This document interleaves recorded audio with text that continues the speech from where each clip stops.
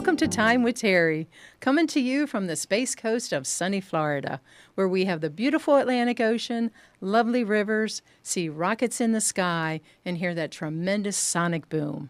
I'm Terri, a retired PT assistant who has worked with seniors my entire career. To me, this is not just a podcast. It is my mission to be a senior advocate to connect you with an amazing network of resources. Because in Brevard County, we care about our seniors. Well, today's trivia question is, occupational therapy originally grew out of which area of healthcare? It's a multiple choice: orthopedics, mental health, pediatrics, or sports medicine. Answer later. Well, the reason I'm asking that question is because I have my friend, Mica Allen, who has her own business, Beyond Balance Therapy Services. It's tailored, client-centered OT in the comfort of your home, addressing functional barriers with personalized, client-centered therapy sessions. So, Mica, I am just so happy to have you on the show because it's so wonderful to have a fellow rehab care professional on. It's like I'm back home. OT and PT, we always worked very closely together, and just have peanut butter and jelly. Yes, that's right. That's right. And sometimes we co-treat, and we always had to communicate with each other for the sake of the patient. So definitely. So welcome to the show. Thank you so much, Terri. I'm really excited to be here. Yeah. I was just recalling about a year ago when we were at an event at Your Life, and we were talking about what will 2025 bring for us. Mm-hmm. And we were visioning that both of us would be flourishing in our businesses. And 1 year later, here we are. Yeah. Isn't it great? It's been an interesting year, but things are just rolling for us, which is wonderful. It's great. Yeah. Yeah. So tell us about yourself. So you were born in Kentucky. And then you moved here permanently in around 2003. Yes. Okay. I was also partially raised here from like second grade through ninth grade, and then moved back up to Kentucky. And I've kind of moved back and forth in Nashville, Tennessee, Indianapolis, Indiana, and Toronto, Ontario. Oh, really? Oh, wow. Nice. Yes. I know, and you did you live in Nashville for a little bit? I did live in Nashville, not when I went to school there, but previously, like 99 to early 2000. Yeah, I know. I was just wondering that if I had asked you if you had seen any of the country music stars, because some people say like they see like Garth Brooks out in Walmart and they see the big country singers out, and I know you had said that.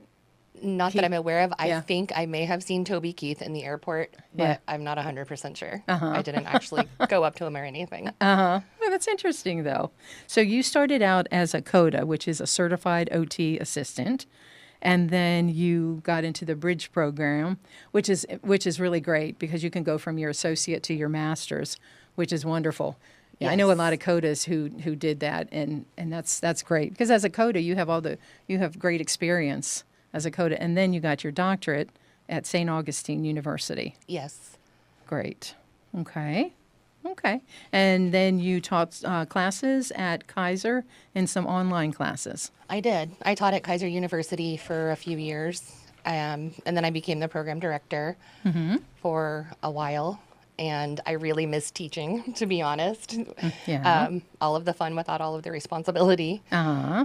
And I also taught at Hanover College in Indiana and Russell Sage College in New York. And those were hybrid programs, so it was online. So then it was 2024, you decided to open your own business? Yes. Okay. Yes, I had been working all these years, even while teaching. I was still working per diem in skilled nursing facilities. And it's funny, like when you're in the classroom with students, you're like, I miss being full-time with clients. And then when you're with your clients full time, you're kind of like, I miss being with the students. The grass is always greener effect. But really, in my soul, I really want to work with clients. And I kind of want to do it in my own capacity. Like, I don't like the way things are going in subacute settings like skilled nursing facilities and things like that. There's been a lot of reimbursement changes and corporate greed and all of that stuff. Right. So, I get to do what the client needs on my terms, on their terms, and it's beautiful. Now, there have been a lot of changes. I mean, I retired 2 years ago, and, in talking to the people that I worked with. I'm like, they're like, so are you going to come back and work PRN? I'm like, no, Right. no, I had 46 years and it was great. And so, yeah, good for you though, Right. because it's on your own terms. Right. And seeing the client one-on-one and not being kind of forced into doing groups and things like that, which there are benefits to. Right. Excuse me. But also, I think it's really important that the clients get that one-on-one individualized attention. Right, which is what you can give them. Definitely. Okay, so the answer to the question, where did OT originate from, is Mental health, actually. okay. Back in the moral treatment era, they realized that giving the patients in the mental institutions actual jobs or occupations, things to do to occupy their time, it actually drastically improved their mental health and their physical well-being. That's really the roots of OT are in mental health. And we do look at a person holistically. We look at their mental health, their physical health, their environment, their abilities, what they want to do, what they need to do, and take all of those things into consideration. Well, because I always wondered where they got like the name occupational therapy, and I know we just talked like a few minutes ago, and I was like, okay, because I know when you tell people you're an occupational therapist, they're like, well, I don't need a job, I'm retired. Exactly. It's just like, no, let me explain it to you. So I do think that we could have a different name title for our field because a lot of people do have that misconception that it has something to do with finding a job or job placement. Occupational therapy is very broad, from birth all the way to death, really. But again, occupations being the things that we do, and that could be anything. Pouring a cup of coffee, making breakfast, getting dressed, taking a shower, driving. Again, I would be here for days. Anything that we do is basically an occupation. Right. A lot of the activities of daily living, like bathing and showering. And yeah, it's, people don't realize when when something happens and you have issues that how difficult it can be. But if you have an OT that can help you with that, then you can help to guide them through that. Or if they need assistance with the family, or if they're in a facility, to help to instruct them as to how they can better help that person to be more independent, or adapt to their situation that they're in. Exactly. Yeah. Well, that's good. I was going to say, well, that's pretty good. The question was, how would you describe the purpose and role of occupational therapy? And that was pretty good.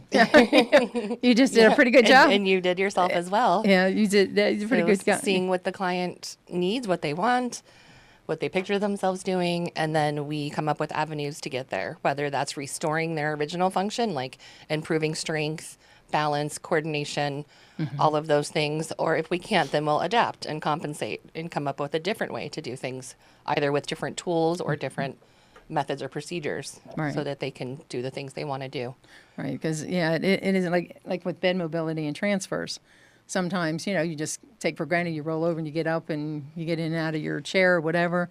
So sometimes if they're paralyzed on one side, we have to help them to overcome that and show them, how to adapt to their situation Right. that they're in. So yeah. All right. So what are some misconceptions of OT?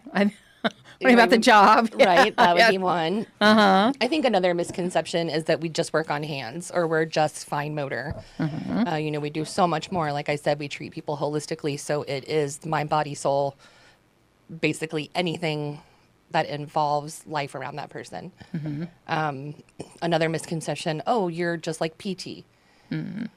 No, not just like, there is some overlap, so I can understand how that gets misconstrued, but we're definitely not just like PT. Right. You can correct me if I'm wrong. I feel like PT is more focused on the mobility and physical function, Right. where occupational therapy does take that into consideration, but we're looking at their functional capacity. Like, what are they able to do? How can we do these things independently? Right. There's certain aspects of that, right? Like we do a lot balance, but we overlap in balance, though, too. Balance in walking and transfers. Right. And bed mobility. So, right. Yeah. Although we do work together on some of those Right. issues, but yeah, we do kind of have separate, because you guys do a lot of the ADLs, activities of daily living. Right. Which is great for people to shower and bathe and toileting and things like that. Right. And we also look at And cognitive function Right. and address that as well. And there's some overlap with speech therapy with that as well. right. Yeah, because you guys work with, you Speech guys work. therapists as well, yes. I think the three of us, OT, PT, and speech, are really a great combination for a client's well-being. Right. Yeah, because it's nice because we have our conferences and we, talk about the different functional status of them and how we can help each other out too, which is nice because it's good to know because believe it or not, people try to pull a fast one on us, people, but we're like, nah, I'm like, I had a patient one time, Bill, and I said, Bill, come on now, you got to get up pretty early in the morning to fool me. And he said, how early would that be? Actually, I was like, not really that early because I'm not an early riser, but he was funny. I know sometimes our patients are so funny how they try to get away with things, and we're like, hey, we're trying to help you here, but we play Right. along, and and it's all okay. Like, I was born at night, but it wasn't last night. Yeah, really. So you, I know you can work on any diagnosis, but you specialize in the neurological disorders like Parkinson's, traumatic brain injury, and strokes. Yes. So again, I do treat all people regardless of their diagnosis, but I do specialize in neuro. I'm a little bit more drawn to neuro because it can be so unpredictable and because we can do one little thing that makes such a huge difference in their life. I feel like orthopedic work, not that I have a ton of experience in it, but I feel like it's just so predictable and black and white and you know what's going to happen next.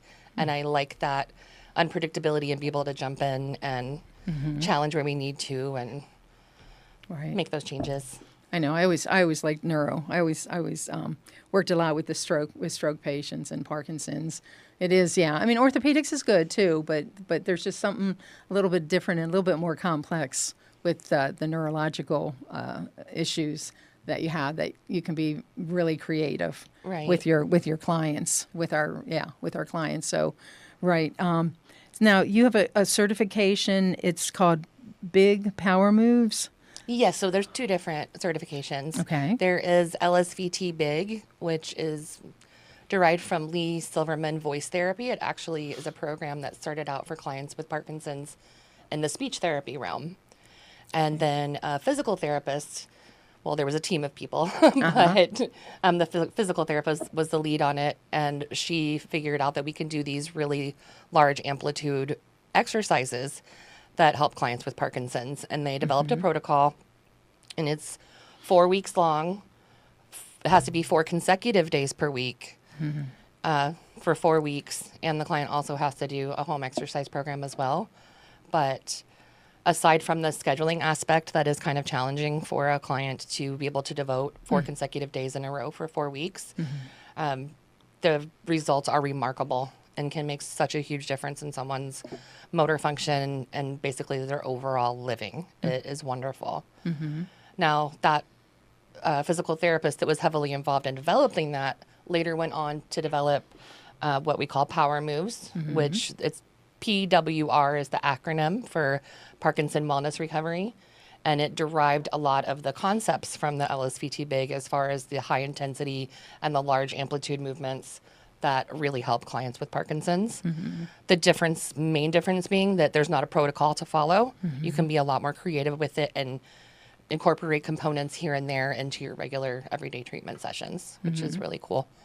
Right, because a lot of times your Parkinson's patients, like the shuffling gait, and some of their movements are a little small because of the neurological issues, but the exercises help to think big.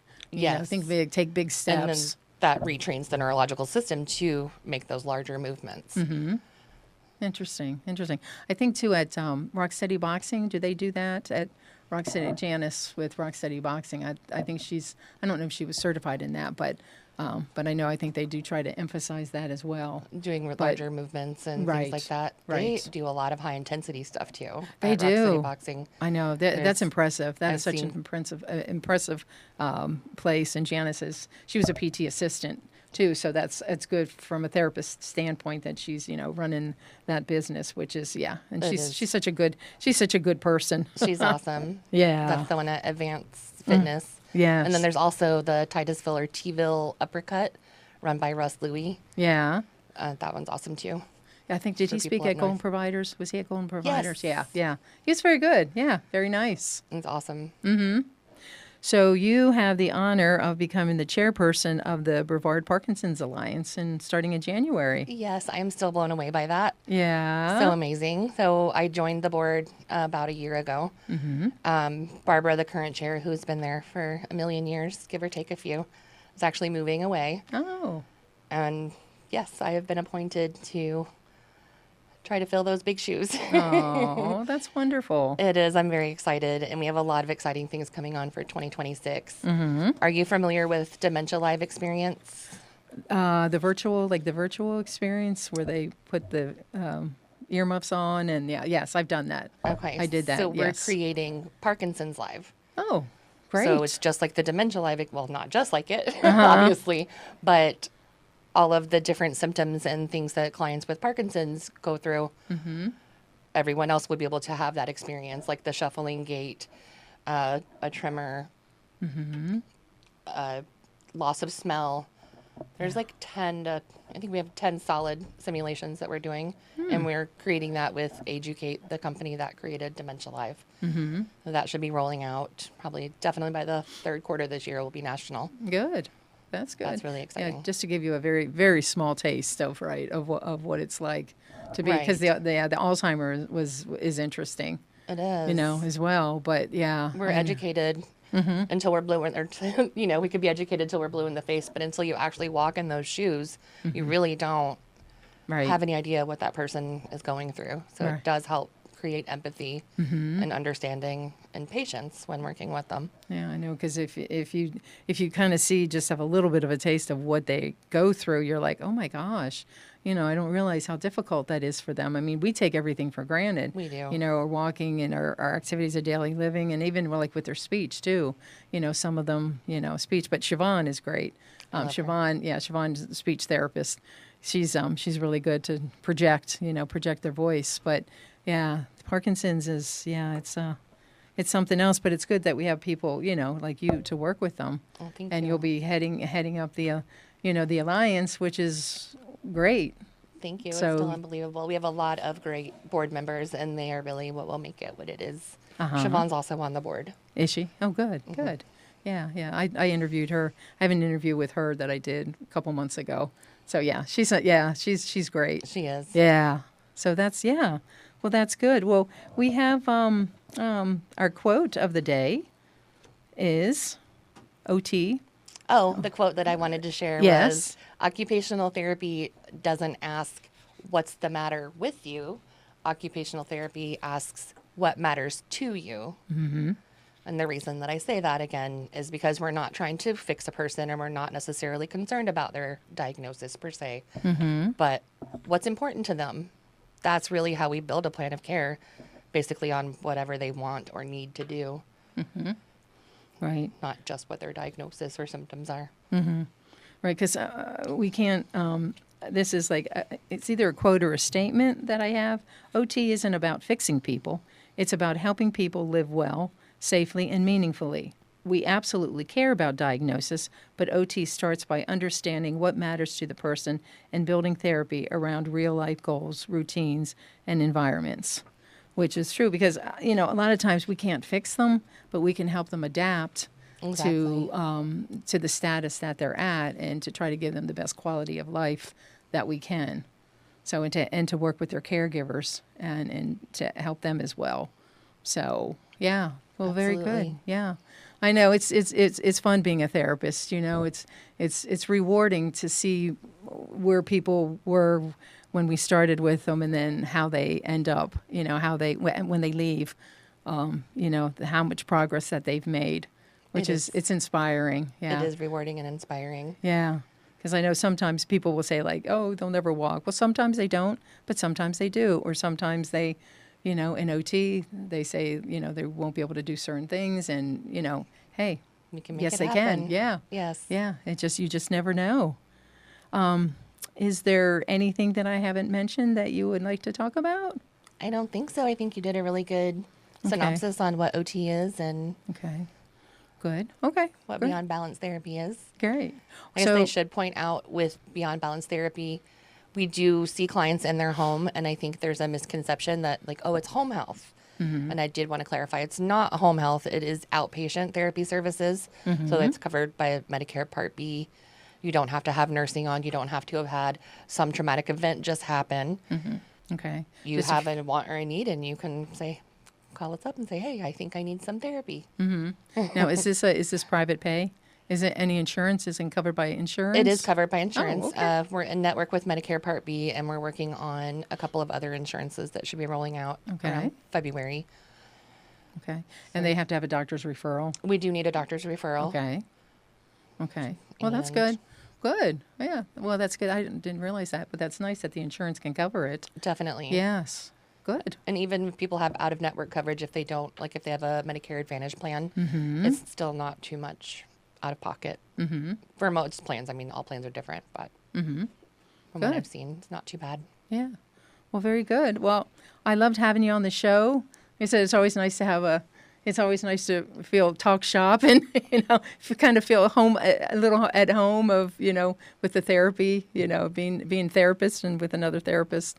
So, if they need, if they would like to have your assistance, what would be their first step?